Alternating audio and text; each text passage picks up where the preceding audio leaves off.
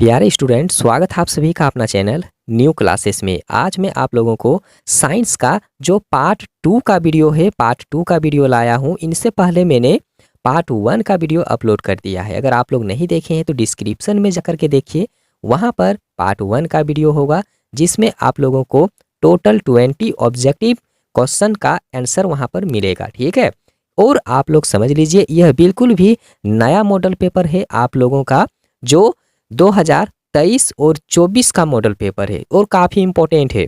तो हर एक model paper को भी आप लोग अच्छे से पढ़ लीजिएगा। और काफ़ी सारे स्टूडेंट को मैं बता देना चाहता हूँ कि 2021 से लेकर के जो मॉडल पेपर है, ठीक है, 21 का मॉडल पेपर हो गया, 22 का मॉडल पेपर हो गया, फिर 23 का मॉडल पेपर और फिर 24 का मॉडल पेपर।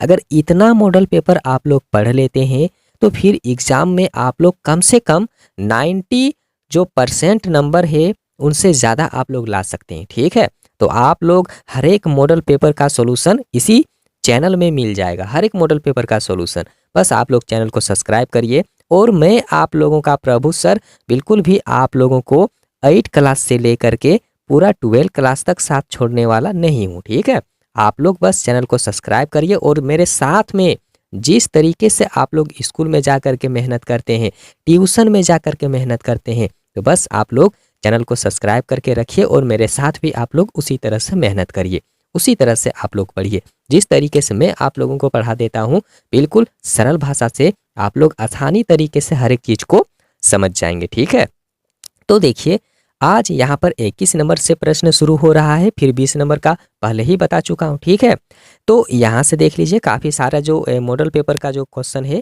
आज मैं ये सॉल्व करा रहा हूँ आप लोगों को, तो हर एक चीज़ को आप लोग लिखते चलिएगा। तो यहाँ पर प्रश्न है कि किसी पदार्थ के दहन के लिए क्या आवश्यक है। कोई भी पदार्थ को अगर हम लोगों को जलाना है, उसे ज्वलनशील पदार्थ में बदलना है, तो उसके लिए कौन चीज़ का आवश्यक पड़ता है, कौन चीज़ चाहिए। तो आप लोग डायरेक्ट इसका आंसर याद करके रखिएगा।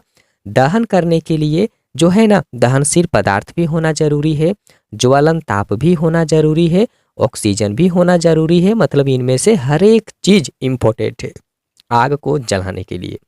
अगला जो प्रश्न है यहाँ पर 22 नंबर का, कि जीवन काल की वह अवधि जब शरीर में ऐसे परिवर्तन होते हैं जिनके परिणाम स्वरूप जनन परिपक्वता आती है, तो उसे हम लोग क्या कहेंगे। तो आप लोग याद रखिएगा, उसे जो है ना, उसे हम लोग किशोर अवस्था के नाम से जानते हैं। ठीक है, किशोर अवस्था के कारण ही जीवन में जो हर एक परिवर्तन होता है, शरीर में जो हर एक परिवर्तन होता है, ठीक है, किशोर अवस्था के दौरान ही होता है। अगला नंबर का जो प्रश्न है कि क्रोध, चिंता और उत्तेजना की अवस्था में कौन सा हार्मोन उत्तरदायी होता है, कौन सा हार्मोन उत्तरदायी होता है। तो यहाँ पर देखिए 4 ऑप्शन इंपॉर्टेंट है, तो इसका राइट आंसर आप लोग याद रखिएगा, जो यहाँ पर एड्रेनालिन है। ठीक है, ये इंपॉर्टेंट हार्मोन है, तो बहुत ही जरूरी है आप लोग हर एक चीज़ को अच्छे से याद करके रख लीजिएगा। अब यहाँ पर देखिए जो 24 नंबर का प्रश्न दिया हुआ है कि बच्चे के लिंग निर्धारण के लिए कौन उत्तरदायी होता है। तो देखिए बच्चे के लिंग निर्धारण के लिए उत्तरदायी कौन होगा, तो याद रखना है आप लोगों को जो पिता होते हैं, ये इंपॉर्टेंट है। लेकिन मेरे हिसाब से यहाँ पर आप लोग याद रखिएगा बच्चे के लिंग निर्धारण के लिए कौन उत्तरदायी होता है, तो बिल्कुल बिल्कुल पिता ही इसका राइट आंसर होगा। ठीक है, मुझे लगा कि नहीं माता भी हो सकता है, लेकिन नहीं, पिता इसका राइट आंसर है। आगे देख लीजिए, क्योंकि यहाँ से एक चीज़ आप लोग समझ लीजिए, अगर आप लोग चैप्टर पढ़े होंगे तो जो महिला होती है उसमें एक्स और एक्स होता है, ठीक है, और पुरुष में क्या होता है, एक्स और वाई होता है। तो जब दोनों के बीच में, ठीक है, जब दोनों के बीच में, यहाँ पर देखिए जब दोनों के बीच में जब लिंग निर्धारण की प्रक्रिया होती है, ठीक है, तो एक्स और आप लोग तो जरूर जानते हैं कि एक्स और एक्स मिलने से क्या होगा, तो गर्ल होता है, और एक्स और वाई मिलने से क्या होगा, तो वो बॉय होता है। तो आप लोग इतना तो जरूर जानते हैं। तो देखिए यहाँ पर कहीं ना कहीं पुरुष ही इम्पोर्टेंट है, मतलब पिता ही इम्पोर्टेंट है, इसलिए इसका राइट आंसर क्या होगा, तो पिता होगा। आगे देख लीजिए 25 नंबर का जो प्रश्न है कि यदि आपतन कोण का मान 30 डिग्री है और परावर्तन कोण का मान इसमें पूछ रहा है कि कितना होगा तो इसका राइट आंसर याद रखिएगा 30 डिग्री ही होगा। ठीक है, आगे देखिए जो अगला प्रश्न है यहाँ पर कि समतल दर्पण में बना प्रतिबिंब होता है, तो समतल दर्पण में जो बना प्रतिबिंब कैसा होगा, हमेशा आभासी होता है।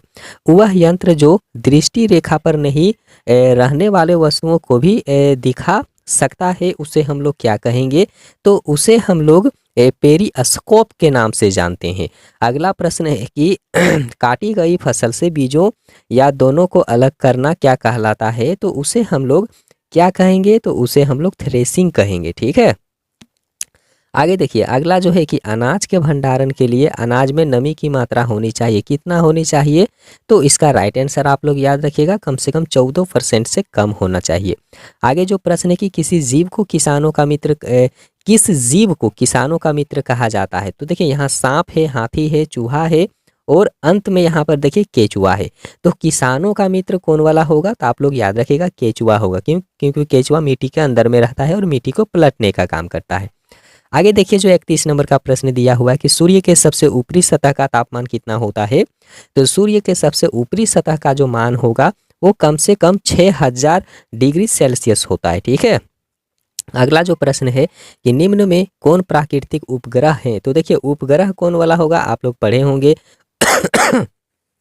देखिए यहाँ पर उपग्रह जो दिया हुआ है ना वो चंद्रमा ही होता है, आप लोग नहीं जानते हैं तो याद रखिएगा।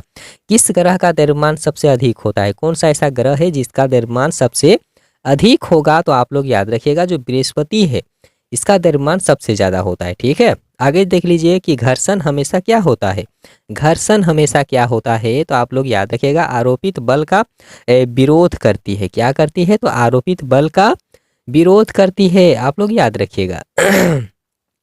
घर्षण निर्भर करता है, घर्षण जो है वो निर्भर करता है किसमें, किसमें, तो याद रखना है पृष्ठ की प्रकृति पर और वस्तु की भार पर, मतलब दोनों पर निर्भर करता है। मैं डायरेक्ट आप लोगों को आंसर इसलिए बताते चल रहा हूँ क्योंकि डायरेक्ट आप लोग पढ़िए। ठीक है। इधर घुमा फिरा के हर एक ऑप्शन को मत देखिए, डायरेक्ट आप लोग आंसर पढ़ते चलिए, डायरेक्ट आप लोग याद करके रख लीजिए। देखिए घर्षण बढ़ने का तरीका निम्न में कौन सा है, किस कारण से घर्षण बढ़ जाता है। ठीक है। तो इसका राइट आंसर आप लोग समझ लीजिएगा सतह का जो रुखड़ा कर, ठीक है, सतह रुखड़ा कर इसका राइट आंसर होगा। ठीक है, सी ऑप्शन। अब आगे देखिए जो 37 नंबर का प्रश्न इसमें दिया हुआ है कि इनमें से कौन संश्लेषित रेशा है, इनमें से कौन संश्लेषित रेशा है, 4 ऑप्शन है ना, तो इनमें से पूछ रहा है कि कौन वाला संश्लेषित रेशा के अंतर्गत में आता है, तो आप लोग याद रखिएगा जो नायलॉन है ना, नायलॉन को ही तो कहा जाता है। ठीक है। अगला जो प्रश्न है यहाँ पर निम्न में कौन 4R में नहीं है, 4R में कौन वाला नहीं होगा, 4R आप लोग पढ़े इस तरह से 4R इसका मतलब क्या होगा। मैं आप लोगों को हल्का सा यहाँ पर टिप्स बताता हूँ। ठीक है। देखिए प्रश्न में क्या है, निम्न में कौन 4R में नहीं है, तो इसका राइट आंसर यहाँ रिमूव जो दिया हुआ है ये तो 4R के अंतर्गत में नहीं आता है, लेकिन रिड्यूस आता है, रीयूज आता है, रिसाइकल आता है, ये सब 4R का उदाहरण है। ठीक है। कोई भी चीज़ आप लोग समझ लीजिए, मान लीजिए कि प्लास्टिक है, ठीक है, तो प्लास्टिक को हम लोग जला करके कुछ ना कुछ तो बना ही सकते हैं ना। इसी तरह से जो पुराना पुराना सामान है उसे हम लोग रिसाइकल करके नया चीज़ बना सकते हैं, उसी को 4R के नाम से जाना जाता है। बस आप लोग इतना समझिए। ठीक है। फिर डिटेल्स में आप लोगों को हर एक चीज़ पढ़ाऊँगा।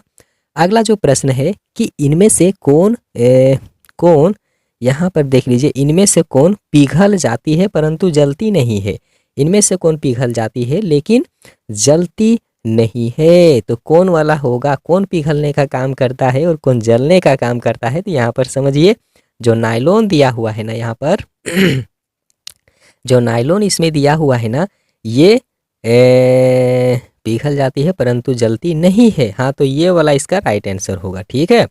बाकी यहाँ जो दिया हुआ है ना हर एक ऑप्शन, आप लोग ये भी हर एक चीज़ को देखिए, जितने सारे प्रश्न में नहीं लगा हुआ रहता है ना, तो वैसे प्रश्न भी काफ़ी इंपॉर्टेंट होता है क्योंकि कंफ्यूज करने के लिए बच्चों को ऐसा प्रश्न पूछा जाता है। ठीक है।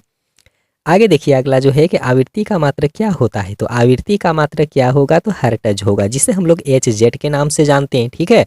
अगला जो प्रश्न है कि एक कंपन में लगे समय को क्या कहते हैं, एक कंपन में लगे समय को क्या कहा जाता है, तो उसे हम लोग आवर्तकाल के नाम से जानते हैं। ठीक है। ध्वनि संचरित हो सकती है, ध्वनि संचरित हो सकती है, किसमें होता है ध्वनि संचरित, तो आप लोग याद रखिएगा ठोस में होता है, द्रव्य में होता है और गैस तीनों में होता है। ठोस, द्रव्य, गैस तीनों में होता है। आप लोग याद रखिएगा, ठीक है।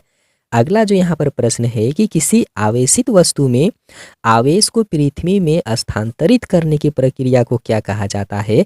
तो उसे भू संपर्कन के नाम से जानते हैं, ठीक है। इतना चीज आप लोगों को याद रखना है। अगला जो प्रश्न है कि भूकंप की शक्ति के परिणाम को कैसे मापा जा सकता है, कौन सा यंत्र से मापा जा सकता है? तो उसे देखिए, जब भूकंप होता है ना तो उसके परिणाम को हम लोग कैसे नाप सकते हैं? तो सीस्मोग्राफ के द्वारा, ठीक है, एक मशीन है उसके द्वारा हम लोग नाप सकते हैं कि अभी भूकंप कितना देर तक चला। अगला प्रश्न है कि आवेश कितने प्रकार के होते हैं? देखिए, आवेश जो है, आवेश कम से कम 2 प्रकार के होते हैं। इतना चीज आप लोगों को याद रखना है। हर एक प्रश्न इंपॉर्टेंट है, ऐसा नहीं सोचिए कि एक ही 2 प्रश्न ही इंपॉर्टेंट है। मैं जितना सारा प्रश्न आप लोगों को करा रहा हूँ, एक भी प्रश्न अलग तरह से मत देखिए। हर एक प्रश्न जो है ना वो वीवीआई है। क्यों? क्योंकि मॉडल पेपर का प्रश्न है बाबू, हर एक चीज इंपॉर्टेंट है। देखिए, अगला प्रश्न आप लोग देखिए, वायुमंडल में निलंबित सूक्ष्म ठोस या तरल कण के बादल को क्या कहा जाता है? तो उसे जो है ना, उसे हम लोग एरोसोल के नाम से जानते हैं, ठीक है। एरोसोल उसे कहा जाता है। अगला जो प्रश्न है ना इसमें 47 नंबर का कि वायुमंडल में ऑक्सीजन गैस कितना प्रतिशत होता है? तो ऑक्सीजन गैस कम से कम कितना है? तो 21% है। आप लोग इतना याद रखिएगा। और नाइट्रोजन कितना है? तो वो 78% है, ठीक है। बाकी अन्य गैस आप लोग जान सकते हैं, अन्य गैस बाकी मात्रा में है। देखिए, अगला जो यहाँ पर है 48 नंबर का प्रश्न है कि वनोन्मूलन का अस्थायी हल क्या होता है? तो वनोन्मूलन का जो अस्थायी हल होगा उसे हम लोग पुनर्रोपण के नाम से जानते हैं, ठीक है। वनोन्मूलन का जो अस्थायी हल होगा उसका हल हम लोग कैसे निकाल सकते हैं? तो वहाँ पर नए नए पौधों को लगा करके निकाल सकते हैं। अगला जो प्रश्न है कि काला सोना किसे कहा जाता है? बहुत इंपॉर्टेंट क्वेश्चन है। काला सोना किसे कहा जाता है? तो आप लोग याद रखिएगा, पेट्रोलियम को काला सोना कहा जाता है, ठीक है। पेट्रोलियम को क्या कहा जाता है? तो काला सोना कहा जाता है। और यहाँ आप लोगों के लिए एक प्रश्न है कि कोयला को क्या कहा जाता है? कमेंट सेक्शन में आप लोग कमेंट करिएगा, ठीक है। कमेंट सेक्शन में क्या करना है? कमेंट करना है। और बिल्कुल आज का जो मॉडल पेपर है इसका अंतिम क्वेश्चन यहाँ दिया हुआ है 50 नंबर का कि कौन सा प्राकृतिक संसाधन नहीं है? देखिए, प्राकृतिक संसाधन कौन वाला नहीं होगा? प्राकृतिक संसाधन कौन वाला नहीं होगा? तो कपड़ा जो है ये प्राकृतिक संसाधन के अंतर्गत में नहीं आता है। लेकिन यहाँ पर देखिए, जल प्राकृतिक संसाधन है, हवा प्राकृतिक संसाधन है, सूर्य का प्रकाश जो है ना वे भी प्राकृतिक संसाधन के अंतर्गत में आता है। क्यों? क्योंकि इसे हम लोग थोड़ी बना सकते हैं, इसे हम लोग नहीं बना सकते हैं, इसे ओनली गॉड बना सकता है, ठीक है। मतलब भगवान के द्वारा बनाया गया है, इसीलिए प्राकृतिक संसाधन के नाम से इसे जाना जाता है। लेकिन कपड़ा तो हम लोग अपने से बनाते हैं ना, इसलिए कपड़ा क्या हुआ? तो ये प्राकृतिक संसाधन के अंतर्गत में नहीं आता है। तो देखिए, अभी मैं आप लोगों को 50 ऑब्जेक्टिव क्वेश्चन जो मॉडल पेपर का था इतना मैंने सॉल्व करा दिया है। अब आप लोग कमेंट करिए कि अब आप लोगों को कौन सा सब्जेक्ट का वीडियो चाहिए, ठीक है। और चैनल को आप लोग सब्सक्राइब नहीं किए हैं तो जरूर करके रख लीजिए, क्योंकि बहुत हेल्प करने वाला हूं आप लोगों को, ठीक है। देखिए, काफ़ी सारा प्रश्न है।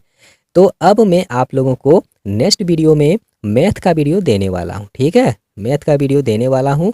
तो जब भी आप लोग चैनल को सब्सक्राइब करिएगा, साथ ही बेल आइकन को भी जरूर दबाइएगा।